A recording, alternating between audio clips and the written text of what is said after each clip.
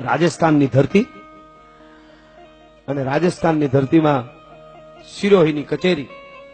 સિરોહી મહારાજ ચોપાટ માંડી છે, ચારણ છે, ઈ મહેમાન છે.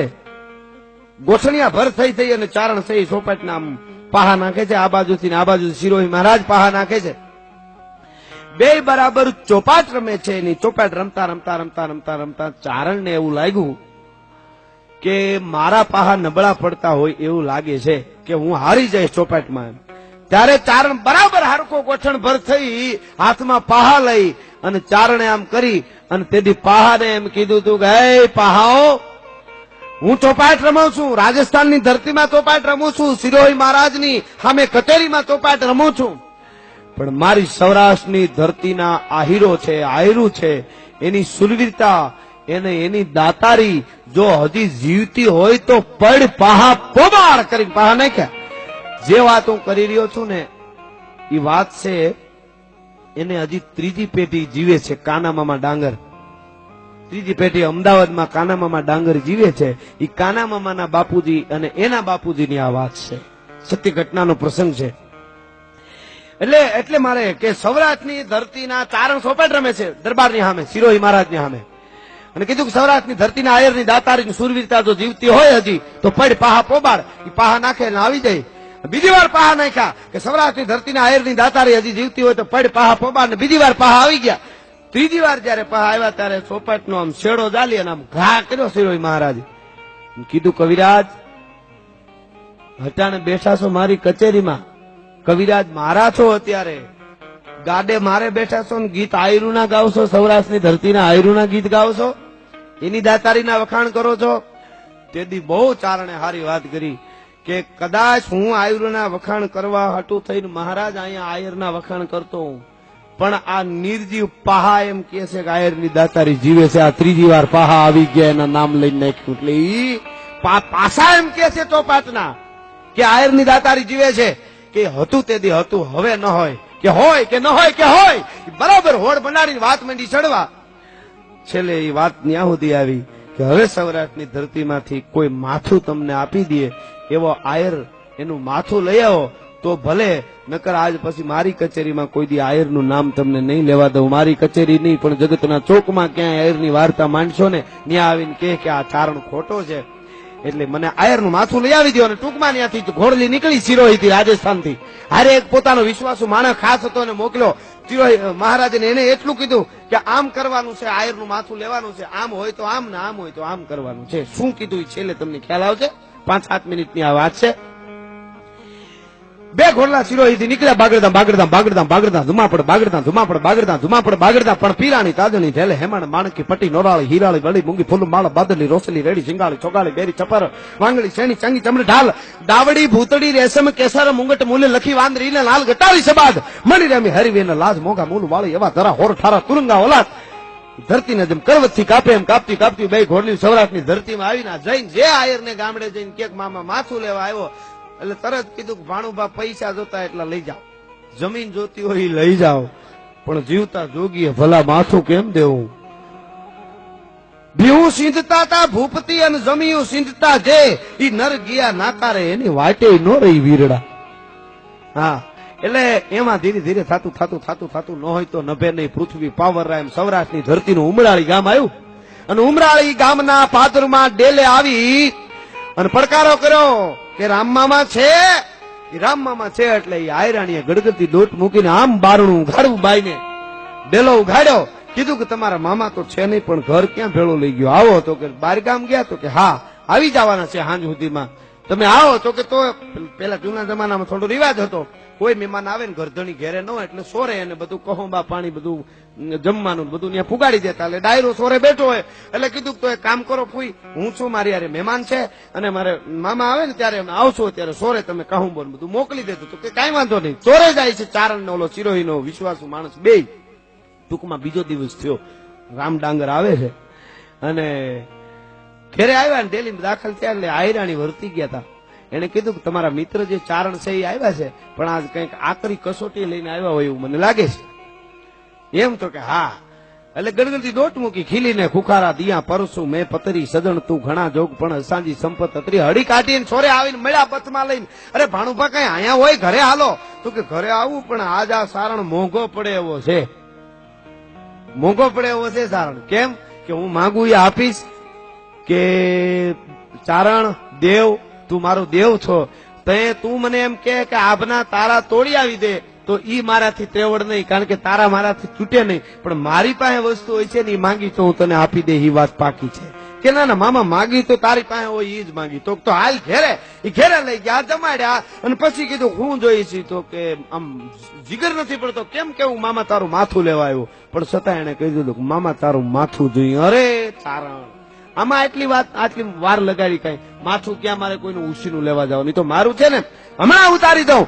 લે તરવાર. તો કે એમ નહીં, આખા ગામને નહીં આજુબાજુના 15 ગામને નોતરવાના, જમણવાર કરવાનું, અબિલ ગલાલ બ્રાહ્મણો શ્લોક બોલે, ચારણો છંદ બોલે. તો કે એમ કરી કરો તૈયારી. તૈયારી કરતા 15 દિવસ હોઈ ગયા. ચારણ માથું ઉતારવાની આમ મન નથી થતું, આવા આયરનું માથું કેમ ઉતારું છે. સત્ય ઘટનાનો પ્રસંગ છે. એ 15 દિવસ થયા ને એટલે ઈ રામ ડાંગરનું ઉમરાળીનું જે ખોરડું, ઈ ખોરડું સ્વામિનારાયણ ધર્મ સ્વીકાર કરેલો. સત્ય ઘટનાનો આ પ્રસંગ છે. એટલે કહું જાજા વર્ષો નથી ત્યાં વાતને, હજી 3જી પેઢી જીવે છે આ રામ ડાંગરની 3જી પેઢી, કાના મામા ડાંગર. એટલે એને સ્વામિનારાયણ ધર્મ સ્વીકાર કરેલો. એટલે સ્વામિનારાયણ ધર્મમાં શ્રીપતિ મહારાજ એ વખતે વડતાલ. શ્રીપતિ મહારાજને ખબર પડી કે ઉમરાળીના સૌરાષ્ટ્રની ધરતીના ઉમરાળીના રામ ડાંગરે ચારણને માથું આપી દીધું છે અને માથું હમણાં ઉતારી લેવાના છે. એટલે ગુરુનો ત્યાંથી હુકમ થયો, એને પત્ર આવી ગયો અને એને આવીને એમ કીધું કે રામ ડાંગરને માલુમ થાય કે તમે સ્વામિનારાયણ ધર્મ સ્વીકાર કર્યો છે, હું શ્રીપતિજી મહારાજ વડતાલથી લખું છું કે તમે સ્વામિનારાયણ ધર્મ સ્વીકાર કર્યા પછી સ્વામિનારાયણમાં નખ કાપે તો લોહી ન નીકળે, ધ્યાન રાખવી પડે. કોઈ શરીરનો ભાગ હાથે તમે ખંડિત ન કરી શકો તો ચારણને માથું કેવી રીતે આપી શકો? સાહેબ આને ધર્મ સંકટ કહેવાય મામા, દેવાત મામા. એક બાજુ ગુરુનો હુકમ છે કે તમે સ્વામિનારાયણ ધર્મ સ્વીકાર કર્યા પછી માથું ના આપી શકો હાથે ઉતારીને, અને એક બાજુ ચારણને વચન આપી દીધું. આને ધર્મ સંકટ કહેવાય. ઘણાને 10,000 રૂપિયા ખિસ્સામાં પડ્યા હોય, મિત્ર ભાળી ગયો હોય અને ઉસીના માંગે તો કે મારા ખિસ્સા માતાનો ઓલો જોઈ ગયો, પછી મારે ધર્મ સંકટ છે. આ ધર્મ સંકટ કહેવાય? નો દેવાય, ના પાડી દે. પણ ધર્મ સંકટ આને કહેવાય. હવે શું કરવું? હાયર મુંજાણો ભાઈ. અંદર જેને કહેવાય હે જીતવા, હવે મારે શું કરવું? અંદર ઘોડા મીંડા દોડવા વિચારોના. એમાં ચારણને ખબર પડી ગઈ મામો ઊંજાણો, રસ્તા કાઢતા તમને બહુ આવડે મામા. એટલે તરત ચારણે કીધું રામ મામા કે હા મુંજાણો છે ને મામા? કે હા મુંજાણો છું ખરેખરો. એક બાજુ ગુરુનો હુકમ ને એક બાજુ તમને વચન આપ્યું કે ગુરુનો હુકમ છે ને એમાં જુઓ લખ્યું છે હાથે શરીરને ખંડિત ન કરી શકો તમે, પણ કોક ઉતારી લે ને માથું, ઈ ખંડિત હાથે કર્યું ન કહો તો લઈ ગયું કહેવાય. હું હાથે તારું માથું મામા ઉતારી લઉં તો હાલે. અરે હા, એ તો મને યાદ જ ન આવ્યું ભાણુભા, ભેટી પીડ્યો છે તો મને રસ્તો કાઢી દીધો. અને તૈયારી થઈ 15 ગામની હિં બોલે. ઉમરાળી ગામના ભાદરમાં ઢોલની માથે મંડી દાંડીઓ પડવા, ધ્રિજબાંગ વીરરસની શરણાયું ફૂંકાવા મંડાણી, બ્રાહ્મણો શ્લોક બોલવા મંડાણા, ચારણો છે એ છંદ મીંડા બોલવા ભગવતીના, અને ઢોલની માથે દાંડીઓ પડી, અબિલ ગલાલ ઉડવા મંડાણા, ફૂલડાઓ ઉડવા મંડાણા. અને બરાબર માણા બધા જોવે છે કે હમણાં રામડાંગરનું માથું ચારણ ઉતારી લે. ત્રાંબાનો ત્રાહડો આવ્યો, બ્રાહ્મણોના શ્લોક ચાલુ છે, ઢોલ ચાલુ છે, છંદો ચાલુ છે.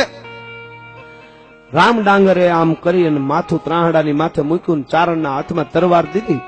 પણ ચારણે તરવાર લીધી પણ શિરોહીની તરવાર.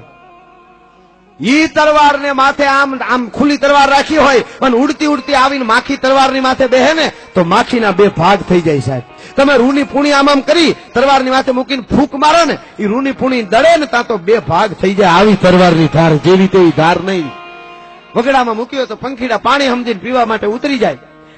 આવી તરવારની ધાર ખડકીએ કાઢીએ ગોળ ખડક દસ દિગપાળ થડકીએ ડગ. એ તરવારને ખેંચી અને રામ ડાંગરે કીધું કે ભાણુભા હે ચારણ દેવ, ઘા કરવામાં ભૂલતો નહીં, એક જ ઘા થાય માથું દેવામાં. અત્યારે ફાંસી દે તો એક જ વારમાં કઈ થઈ ગયું તૂટી જાય તો પછી ફાંસી ના દેવ. એમ માથું આપી દીધું તો એક જ ઘા કરવાનો. એક ગાય માથું લઈ લેજે, નકર કાલે અમારો ડાયરો. એમ કહે કે આને આ આયરે ચારણને થોડા ઘણું કઈક પૈસા આપીને સમજાવી દીધો છે ઘા ફરી જાવો જોઈ. મને ભૂંડો ન લગાડતો કે હું ચારણ છું, માથું માંગવાનું ન ભૂલું, કઈ એમ ઉતારવામાં થોડું ભૂલી જાઉં. યામ ખડકીએ કાઢીએ ગોર ખડક દસ દિગપાળ તડકીએ ડગ હામકીએ બાહની કી ઇસી હાક તુતાળીએ ભાગીએ ડમાર ડાગ કતરોક ધૂપ કરતો ઈ તરવારનો ચારણે રામડાંગરના માથાની માથે ઘા કર્યો ઉમરાળીના પાદરમાં.